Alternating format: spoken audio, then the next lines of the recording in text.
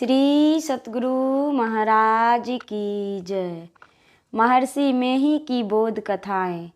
कहानी। मृत्यु का समय और स्थान निश्चित है। यमराज के घर के सामने एक वृक्ष था। उस पर एक कबूतरी रहती थी। एक दिन वह यमराज के घर के आगे ही दाना चुग रही थी। यमराज ने कुछ देर तक एकटक उसे देखा और कुछ सोचने लगा। कबूतरी डर कर वृक्ष की शाखा पर चली गई और थर-थर काँपने लगी।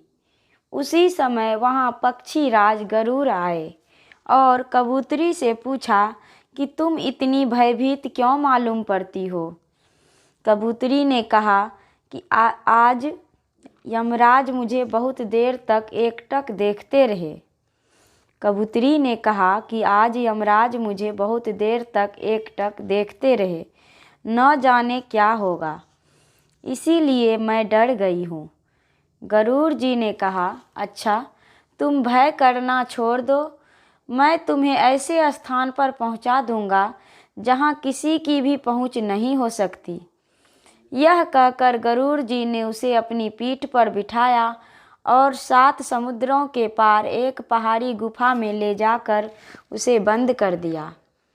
कबूतरी को वहाँ पहुँचाकर गरुड़ जी यमराज के पास आए और पूछा, आप कबूतरी को एकटक क्यों देख रहे थे।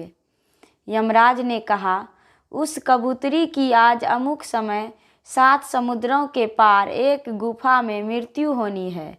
सोच रहा था कि यह छोटी सी कबूतरी वहाँ तक कैसे पहुँचेगी। गरुड़ जी ने कहा कि उसकी सुरक्षा की बात ध्यान में रखकर मैंने उसे वहीं पहुँचा दिया है। क्या वह मर गई होगी। यमराज ने कहा कि हाँ, आपने तो मेरा ही काम कर दिया, अब तो वह मर गई होगी।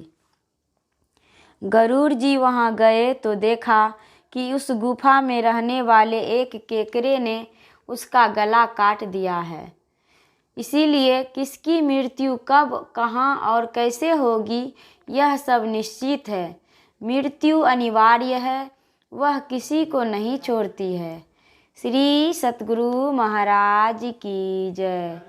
महर्षि मेही दिनचर्या और उपदेश, पृष्ठ 144। श्री सतगुरु महाराज की जय।